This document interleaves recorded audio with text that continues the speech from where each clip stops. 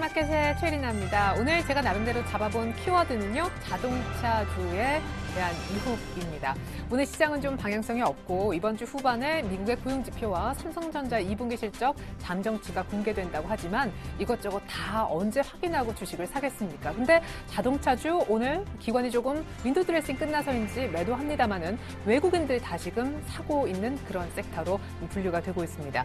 자동차주가 오늘 좀 하락하는데 사볼까? 유혹 느끼시는 분들이 많으실 것 같아서 나름대로 잡아본 키워드인데요. 오늘 전문가들 중에는 자동차주 분할 매수로 대응하자라는 분들도 적지 않았습니다. 잠시 후에 자동차주 시장 흐름 보면서 제가 전문가분들이 해준 조언을 다시 한번 정리해서 전달해 드리도록 하겠습니다.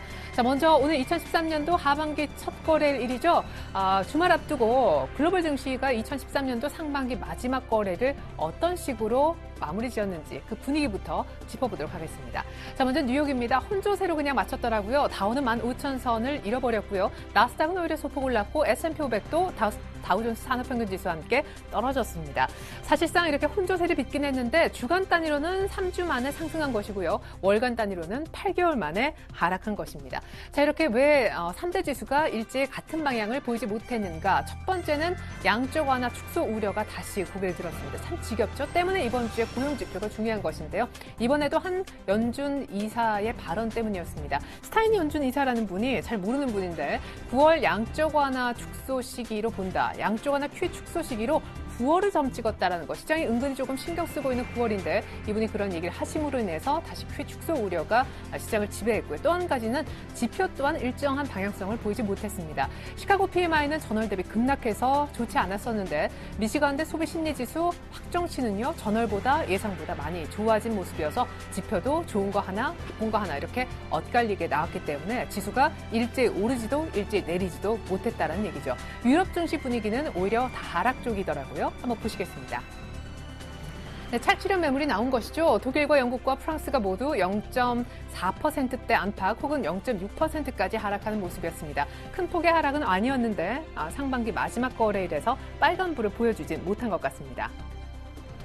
네, 무엇보다 미국의 10년물 국채금리가 조금은 안정되는 모습이었습니다. 연준의 양적 완화 축소 우려가 완화됐다가 또 다시 심화됐다가 연준 인사들의 발언 때문에 좀 혼돈스럽긴 하지만 이 모든 것을 반영하는 지표가 미 국채 10년물 금리 수익률이 될 텐데요. 차트 잠깐 보여드리겠습니다.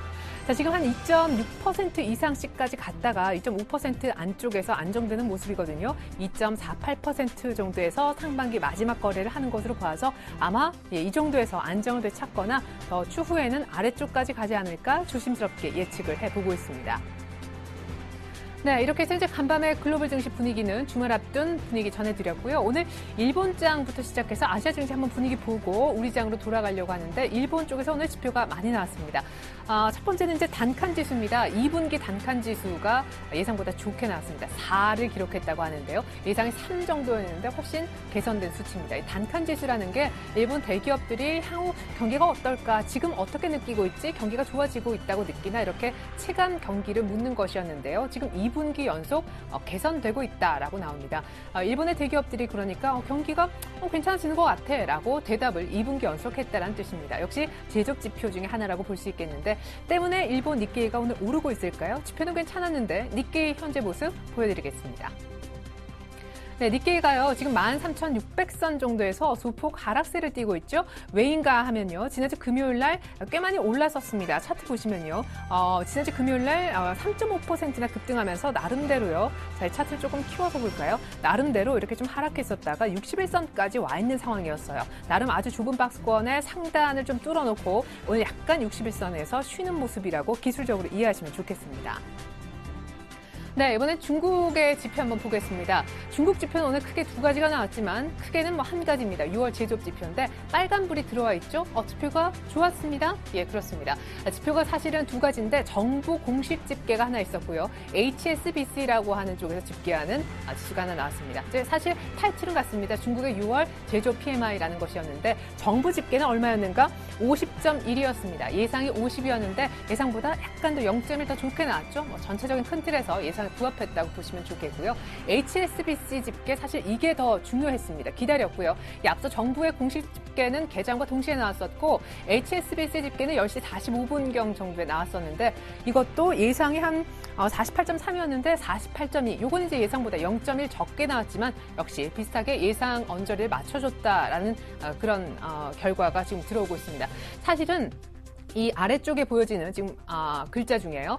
HSBC 집계가 지난달에 9개월 내 최소였습니다. 이것 때문에 중국의 어떤 그 경기에 대해서 굉장히 걱정하는 목소리가 많았었습니다. 중국 이제 정부의 집계는 조금은 충분히 약간 인위적으로 조작될 수 있다는 그런 부분 때문에 별로 이렇게 신뢰도가 높지는 않거든요. 오히려 진짜는 HSBC다라는 분석이 많은데 이 HSBC 집계가 그래도 예상치 정도에 와 닿으면서 중국장이 이렇게 올라오고 있는 겁니다. 사실 오늘 중국장이요 1% 정도 약간 하락세로 꽤 낙폭이 적지 않았었는데 오늘 바로 이렇게 상승 쪽으로 돌리고 낙폭도 많이 줄여준 것 HSBC 집계 발표 이후 빠른 낙폭의 축소가 나타났었던 것 같습니다. 자, 중국 상해종합지수 그럼 지금 현재 어느 정도 위치에 와 있을까 역시 기술적으로 한번 살펴보도록 하겠습니다.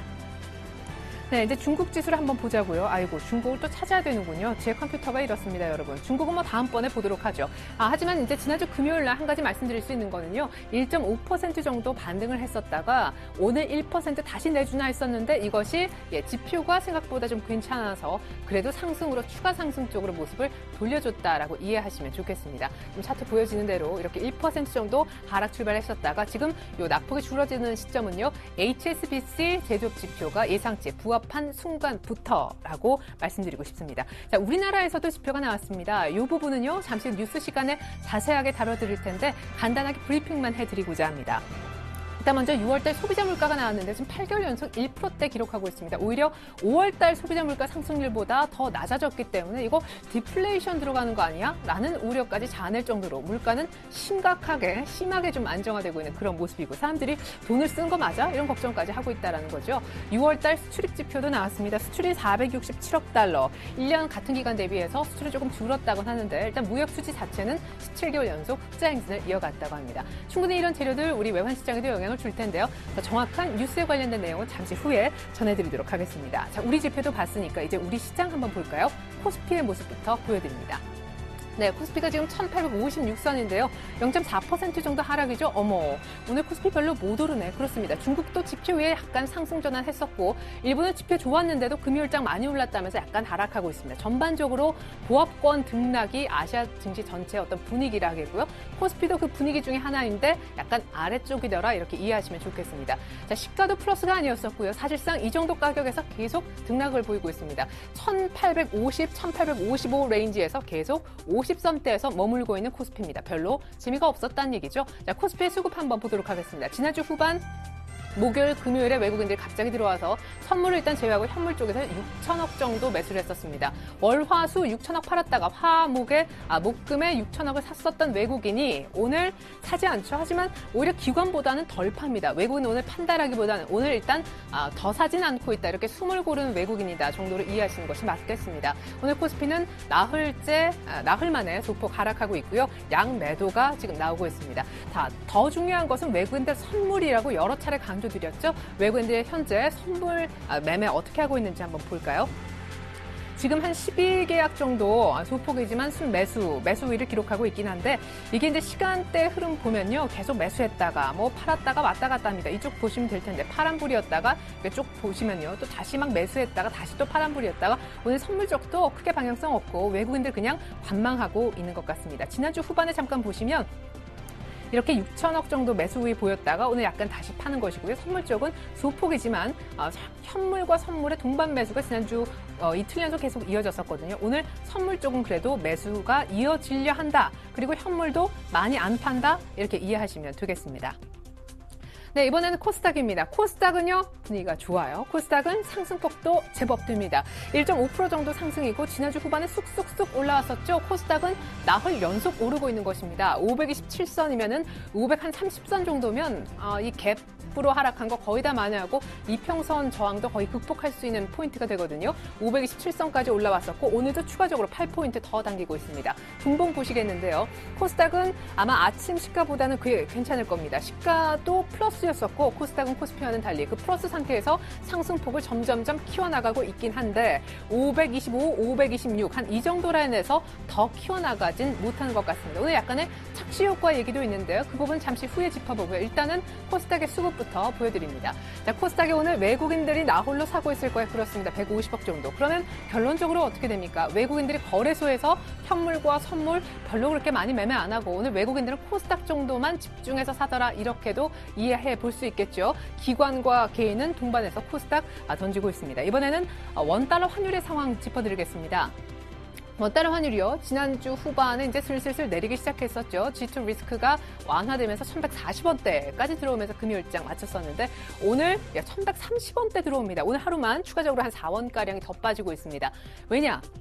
미국의 양적 완화 축소 우려가 다시금 이제 고개를 들었죠. 그러면서 달러화가 강세를 띠긴 했었었는데 지금 월말 이제 월초 2월 되는 어떤 수출업체 내고 물량들이 계속해서 하락 압력을 지금 키워놓고 있는 그런 상황이고요. 일단은 사실 버냉키 쇼크 이후에 잠깐 원달러 환율 차트를 좀 열어볼까요? 버냉키 쇼크 이전의 원달러 환율 수준이요. 지금 1130원대였었습니다. 맞습니까? 그렇죠? 1130원대였었는데 이 버냉키 우려가 완전 진정된다면 사실은 30원대 들어가는 게 맞겠죠. 근데 모르죠 또. 지금 40원대가 쉽게는 안 열릴 거다 그랬는데 일단은 그대로 열리는 그런 모습입니다. 제일 중요한 것은 큰 양적 완화라는 이 이슈가 어느 쪽으로 흘러갈까. 그거에 대한 어떤 변수를 할 수 있는 고용 지표가 나올 때까지 아마 원달러 환율은 방향성을 크게 못 잡을 것으로 보이는데 일단 오늘은 1130원대를 장중에 허용하고 있다라는 말씀 드리고 싶습니다. 장중에 하락 전환해서 지금 30원대가 열리고 있습니다. 자, 이번에는 시가총액 상위 종목 모습 한번 준비해봤습니다. 먼저 삼성전자가 되겠습니다. 오늘 1% 넘게 하락하죠. 삼성전자가 지난주에 정말 폭등 쇼도 했다가 약간 매물도 나왔다가 그랬었는데 오늘 130한 2, 3만 원대에서 역시 좀 주춤하는 모습입니다. 오늘 아침에는 아주 초반에는 하락했었고 그다음에 다시 반등했었다가 지금 결국에 1%대 하락 쪽으로 방향을 좀 잡고 있는데요. 삼성전자는 지금 외국인들 매물이 약간 나오는 것 같아요. 보십시오. 매도 상위 쪽에 모건 스탠리, 크레딧 스위스 그리고 크레딧 리오네 같은 쪽 잡히고 있죠. 물론 이제 골드만삭스 쪽도 매수 상위에 눈에 띄긴 하는데요. 이번 주 무엇보다 후반에 삼성전자는 2분기 실적 잠정치가 어떻게 나오는가가 가장 중요합니다. 지금 1분기 실적 이후에요. 한 영업이익 2분기 기준으로 한 11조 정도 예상을 했었다가 1분기 실적 보고 근데 점점 낮춰지고 중간에 외국계 안 좋은 매도 리포트도 사실상 많았죠. 때문에 지금은 한 10조 원대 초반만 되면 다행이다 그러고 있습니다. 펀더멘털이 확인이 돼야 될 텐데 그 이상 삼성전자 장사 잘하는구나. 스마트폰도 잘 팔리네. 이게 확인이 돼야 되는데 그게 금요일 장 이전일 것이다 라는 말씀 드리고요. 자, 이번에 오늘 LG 디스플레이 얘기도 좀 많았습니다. LG 디스플레이가 오늘 개장 이전에 모 증권사에 조금 안 좋은 부정적 리포트를 받으면서 오늘도 좀 하락했었는데 일단 그 전에 전체적인 분위기 좀 먼저 보면요. 현대차 모비스 그리고 기아차가 제가 아까 그랬잖아요. 나 좀 사줘 이렇게 매수욕을 보내고 있듯이 오늘 애매하게 빠지죠. 1%대 전후로 해서 모비스가 한 2% 가까이만 좀 빠지고 현대차 기아차는 사실은 오늘 2% 이상도 빠졌었다가 지금 낙폭을 많이 줄이고 있는 그런 상황입니다. 기관들은 자동차를 던지는데 외국인들이 차를 다시 좀 집어들었습니다. 하이닉스가 오늘 같은 날 유일하게 빨간불 보이면서 31,600원 가리키고 있네요. 하이닉스 참 강하죠. 하이닉스 갖고 계신 분들은 은근히 걱정 별로 안 하시는 걸로 알고 있습니다. 나머지 종목들 더 보시죠. 네, 최근 삼성생명, 삼성카드 강한 모습인데 오늘도 500원 더 오릅니다. 삼성전자 우선주 외국인들이 조금 정리하더라고요. 지난주 한 주 집계 봐서도 삼성전자 우선주가 한 세 번째로 많이 정리한 종목이었나 그랬는데 오늘도 역시 하락하고 있고요. LG화학과 신한지주는 빨간불이고 여기는 다 보합세인데요. SKT가 2% 넘게 빠지죠. 오늘 통신주 SKT, KT, LG 플러스 거의 다 2%대 정도로 하락합니다. LT 주파수 관련해서 어떻게 할당되느니 여기가 누가 더 수혜를 많이 받느니 이쪽에서 저지를 했느니 여러 가지 이제 분석이 좀 나왔었는데 오늘은 일제 2%대 하락하고 있는 것도 특징이라 하겠습니다. 자, 자동차주 쪽 한번 더 보도록 하겠는데요. 그에 앞서서 제가 아까 말씀드렸던 LG 디스플레이 먼저 보고 넘어가겠습니다. LG 디스플레이가 오늘 부정적 리포트 속에 한 2% 정도 하락하고 있긴 한데 저가보다는 약간 더 위죠. 오늘 추가적으로 하락하지는 않는데요. LG 디스플레이에 대해서는 전문가들이 이렇게 대처하라고 하더라고요. 잠깐 먼저 매매 동향을 한번 보시겠습니다. LG 디스플레이가 최근에 계속 외국인들이 이렇게 매도를 받다가 금요일 6월 마지막 거래에서 이렇게 대폭 매수를 좀 받았습니다. 그리고 오늘 낙폭도 그런 안 좋은 리포트도 있지만 추가적으로 많이 벌어지진 않고 있죠. 이때 외국인들 매수가 좀 들어왔다는 거고요. 오늘도 약간 낙폭이 제한적입니다. LG 디스플레이는요, 안 좋은 리포트의 주요 내용은요, 2분기 실적이 안 좋아진다라는 것이었는데 그런 것보다 더 중요한 것은 시장의 수급인데 오늘 이 정도에서 낙폭을 그냥 제한시키면 그래도 분할 매수에서 아주 단기로 한 28,900원대까지는 가볼 수 있겠다라는 전망 나왔습니다. LG 디스플레이 안 좋은 리포트, 실적 안 좋아진다 신경 쓰시지 마시고 수급 보면서 트레이딩 하시면 된다는 얘기입니다. 네, 이번에 자동차입니다. 아까 차 말씀 좀 드렸었는데요. 자, 현대차, 기아차 외에도 오늘 넥센 타이어가 꽤 오릅니다. 시간 있으신 분들은 넥센 타이어 한번 차트 열어보십시오. 박스권 거의 뚫고 지금 신고가까지는 아니더라도 모습이 굉장히 좋은데 오늘도 2% 정도 오릅니다. 금호 타이어도 금요일에 많이 올랐죠. 오늘 1% 정도 추가 상승. 자, 현대, 기아차에 대해서 오늘 각각의 전문가들의 의견 나온 것들 빠르게 좀 전해드리겠습니다. 자, 먼저 현대차입니다. 요지는 이겁니다. 실적은 이상문데 지금까지 여러 가지 안 좋은 상황도 많았고 무엇보다 원달러 환율이 생각보다 좋다라고 해서 지금 현대차가 여기까지 왔는데요. 현대차는 지금부터 분할 매수를 들어가라. 7월까지는 긍정적이다라고 하셨습니다. 얘기해 주신 분은요. 특별히 목표 주가를 불러주진 않으셨습니다. 왜 7월까지만 긍정적으로 얘기했느냐. 그 뒤에 임난협 문제가 있기 때문에 또한 변수가 될 수 있거든요. 노사 문제 이런 것들은 우리 자동차 쪽에 대한 외국인들의 매도를 급하게 불러올 수 있는 이슈가 될 수 있기 때문에 일단 현대차 7월까지 괜찮다라고 믿고 분할 매수가 적정하다라는 의견이 있었다라는 얘기입니다. 이번에 기아차입니다. 기아차도 역시 한번 차트 볼까요? 지금 62,000원 정도 올라와 있죠. 61,000원대 오늘 약간 밀리면서 그 정도에 기록하고 있는데요. 6만 원을 오늘 만약에 지지한다면요. 한 요때부터 외국인들 급하게 들어왔거든요. 6만 원대 한 5일선 정도 지지하고 오늘 빠지는 것이 6만 원을 그래도 지지하면서 소폭만 하락한다면 지금부터 사서요. 6만 한 7, 8천 원 정도까지는 가능하다고 합니다. 사실은요. 금요일 날은 어떤 분이 8만 원, 8만 5천 원까지도 간다 그랬었는데 일단 그 전에 1차적인 목표가로서 다른 분은요. 한 6만 7천 원 정도까지만 얘기를 하신 바 있습니다. 네, 이번엔 셀트리온 얘기해보겠습니다. 오늘 코스닥이 상대적으로 강한 원인, 약간의 착시 효과 있다고 말씀드렸는데 바로 셀트리온 때문인 것 같습니다. 지금 가격 제한폭까지 올라있고 셀트리온 제약 역시 마찬가지고요. 바이오톡스텍 왜 준비했냐고요? 셀트리온이 이제 이 바이오톡스텍의 2대 주주인데 오늘 그런 어떤 관계가 좀 부각되면서 오르고 있습니다. 셀트리온이 왜 상한가 갔을까요? 다 알고 계시겠지만 그래도 거듭 좀 말씀드리면요. 바이오시밀러, 결국 램시마가 유럽의 승인을 얻었다고 합니다. 자, 셀트리온 차트를 곧바로 한번 보죠. 서정진 회장의 정말 기자회견 이후에 이렇게 4번 정도 하한가 맞고 이렇게까지 바닥을 헤매던 셀트리온이 점상으로 올렸습니다. 점상으로 어디까지 주가를 회복했느냐. 이 생쇼 하기, 죄송합니다. 기자회견 하기 바로 직전 주가까지 회복을 했죠. 그게 바로 48,000원대 가격인데 오늘 사실 금요일날 약간의 반란의 의견도 있었습니다. 그러면서 약간 찰시류 매물이 나오며 11% 정도 급등하다가 6%대 정도 상승에 그쳤었죠. 이 윗꼬리는 충분히 찰시류 매물이 나왔기 때문이라고 보여지는데 무엇보다 거래량을 감안했을 때 더 간다라는 의견을 내셨던 분이 계셨습니다. 그분의 말로는요. 오늘 점 상한가 갔는데 그럼 어떡하느냐? 어디까지 들고 있느냐? 자, 지금부터는 보유하고 계신 분들에 대한 조언이 되겠습니다.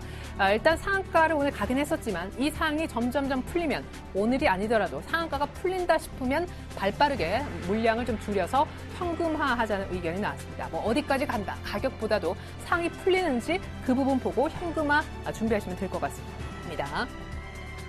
네, 이번에 제약주가 되겠습니다. 사실은 젠백스 쪽에서 임상 실패하고 셀트리온까지 이렇게 회장이 나서가지고 공매도를 잡겠다. 내가 이 회사를 팔겠다. 유럽 이제 승인 여부에 따라 그런 얘기를 했었었는데 오늘 셀트리온발 바이오 쪽의 분위기가 상당히 좋아지고 있습니다. 어느 정도인지 한번 보면요. 코스닥이 지금 한 1.5% 오르는데 코스닥에 있는 제약주가 7% 이상 시장을 이끌어가고 있습니다. 당연히 셀트리온이 가장 위에 있겠죠. 그 다음에 셀트리온.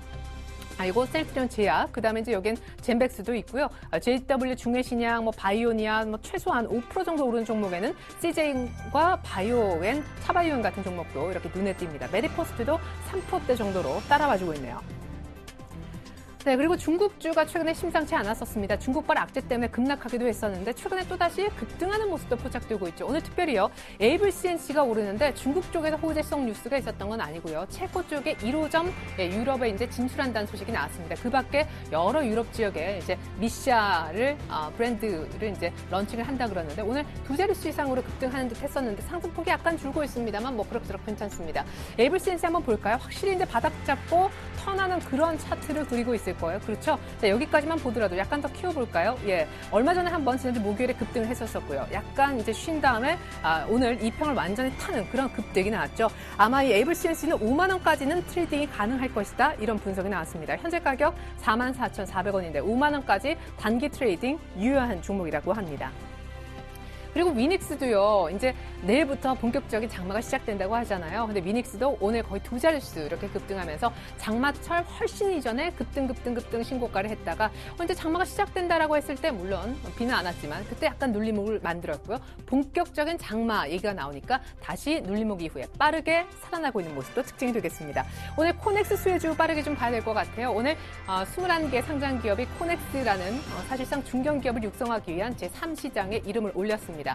코넥스 수혜주로서 BTC 정보가 사실상 가장 독보적으로 얘기가 되고 있고요. 대성창투 역시 마찬가지인데 코넥스라는 또 다른 시장, 코스피, 코스닥, 그다음에 이제 코넥스라는 코리안 뉴 익스체인지라는 그런 또 다른 세 번째 시장인데요.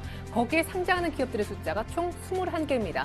그 상장사 쪽에 관련 지분을 갖고 있는 기업들이 바로 보시는 기업들이 되겠습니다. 특별히 BTC 정보는요, IT 시스템즈라고 하는 그 21개 코넥스 상장 기업 가운데 제일 덩치가 큰 바로 그 기업인데 그쪽하고 이제 지분 관계가 있으면서 가장 크게 좀 오르는 편이 되겠고요. 대성창투 역시 마찬가지지만 일단 실시간 매물이 나오면서 하락 반전돼 있습니다.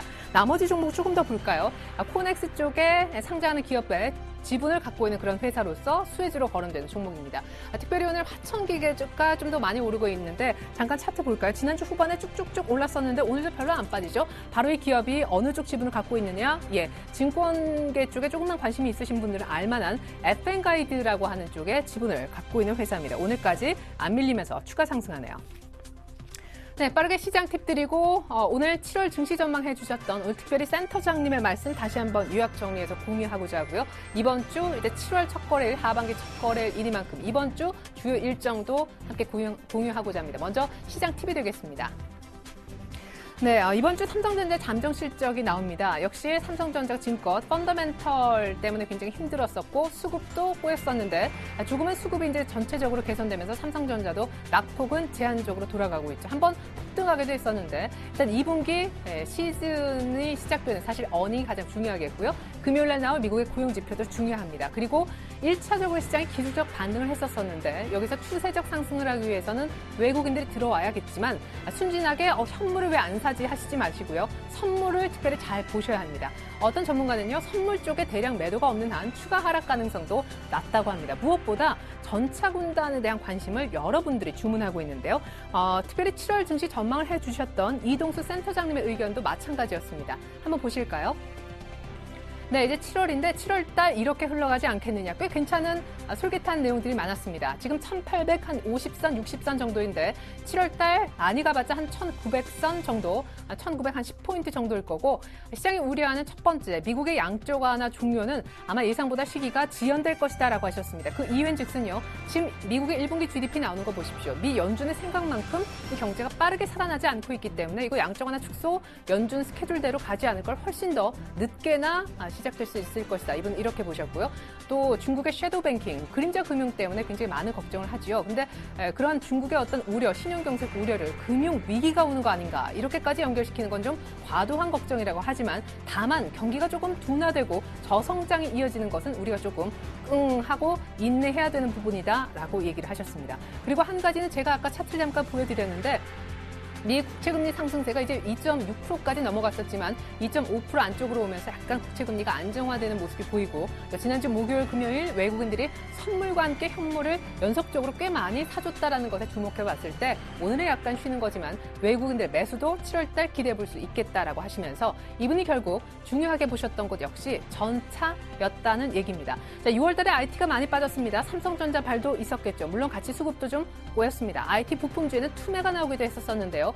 실적이 원래 되는 IT인데 6월 달에 이래저래 삼성전자 같이 낙폭까지 과대되면서 아마 많이 빠진 IT의 그 어떤 가격에 대해서 분명히 다시 한번 재조명하는 그런 7월이 될 거다라는 분석이고요. 자동차의 경우에는 원달러 환율이 이제 많이 올라왔기 때문에요. 환율적인 측면에서 체력을 많이 회복한 자동차도 기대가 된다라고 센터장이 7월 전망을 하셨습니다.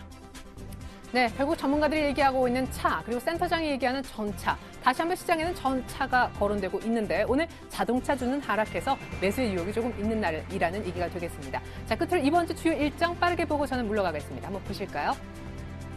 네, 오늘 밤에는요, 미국의 ISM 제조업지수가 나옵니다. 지난달에는 50을 하회했었는데 이 제조업지수의 기준점이 50인데 이번엔 다시 50.5 정도로 회복되지 않을까 기대하고 있고요. 7월 3일은 원래 지금 공식적으로는 뱅가드 이슈가 종료되는 날입니다. 이렇게 되면 일간 800억 정도, 주간 5거래일 일이니까요. 8, 5, 40, 4천억 정도 매물 부담을 더는 셈이 됩니다. 하지만 거의 다 이제 미리 다 소진이 된 그런 분위기죠. 외국인들은 지난주 후반부터 사기 시작했으니까요.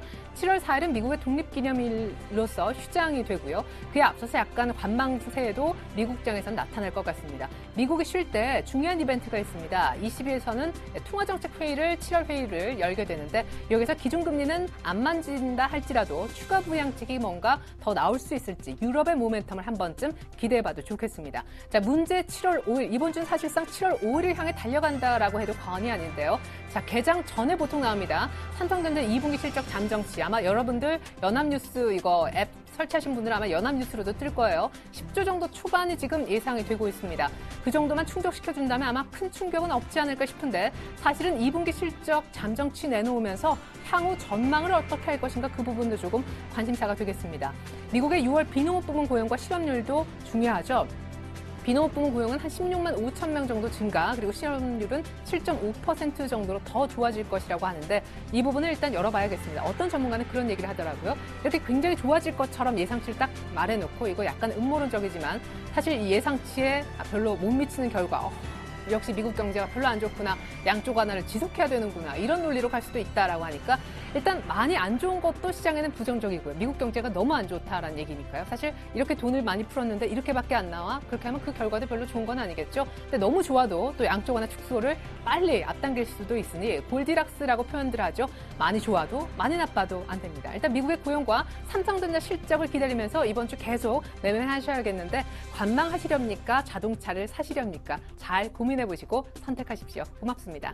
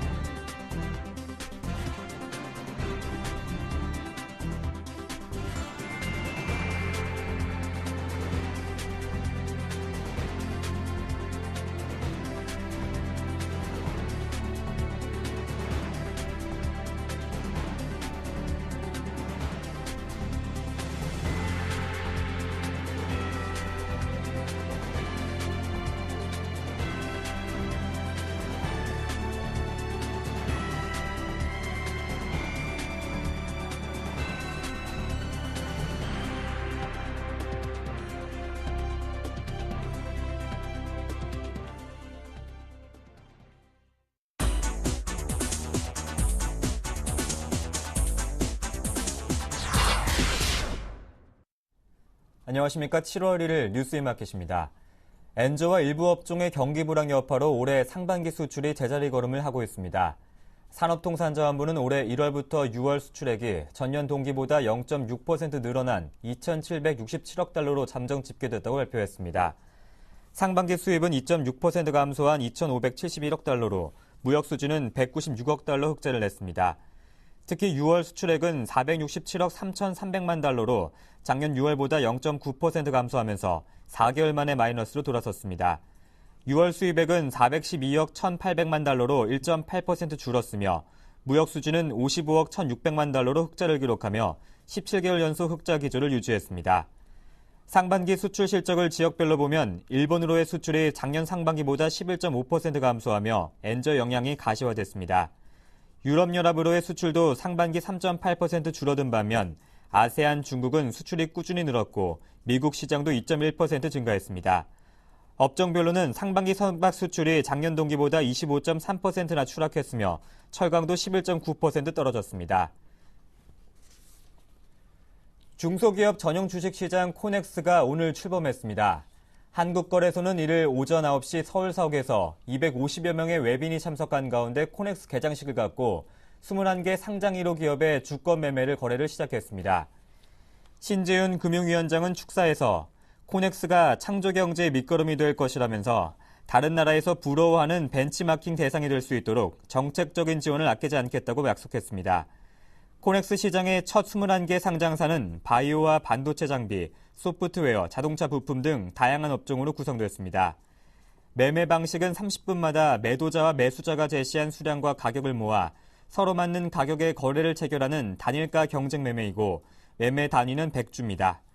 리스크가 큰 창업 초기 기업에 투자하는 시장인 만큼 전문성과 위험 감내 능력을 갖춘 자본시장법상 전문 투자자와 벤처캐피털, 고액자산가에게만 투자가 허용됩니다.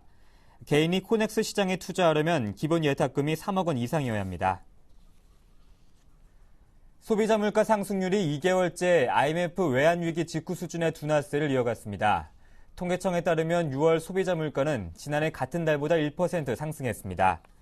지난 5월에 IMF 외환위기 직후인 이후 13년 8개월 만에 처음으로 가장 낮은 물가 상승률을 기록한 이후 그 추세를 이어가고 있습니다.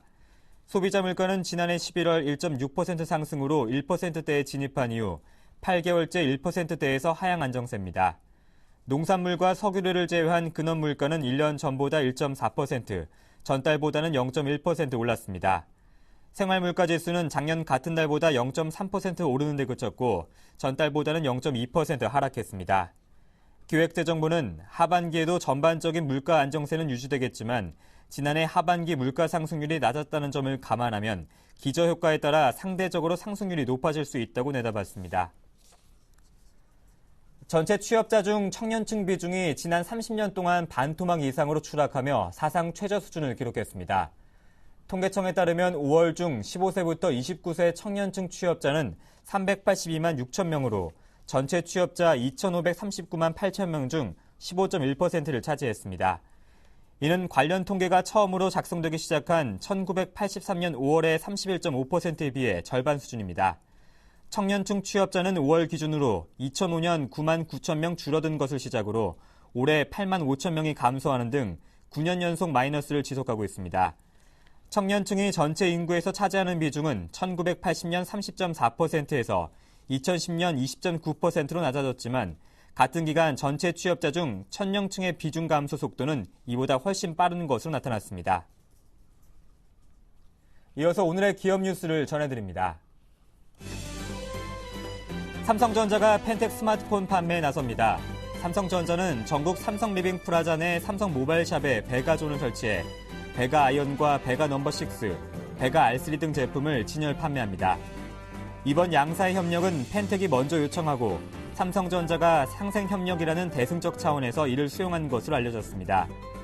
이번 협력으로 펜텍은 삼성 유통망을 활용해 그동안 약하다고 평가된 브랜드 인지도를 높이며 판매 증대를 꾀할 수 있을 것으로 내다봤습니다. 엘블 CNC의 화장품 브랜드 미샤는 지난달 25일 체코 브루노에 1호점을 개장했다고 밝혔습니다. 체코 1호점이 들어선 브루노는 체코 제2의 도시로 산업과 문화의 중심지입니다. 미샤는 최근 체코의 정치 경제가 발전함에 따라 현지 뷰티 산업이 발전할 가능성이 높은 것으로 보고 있습니다.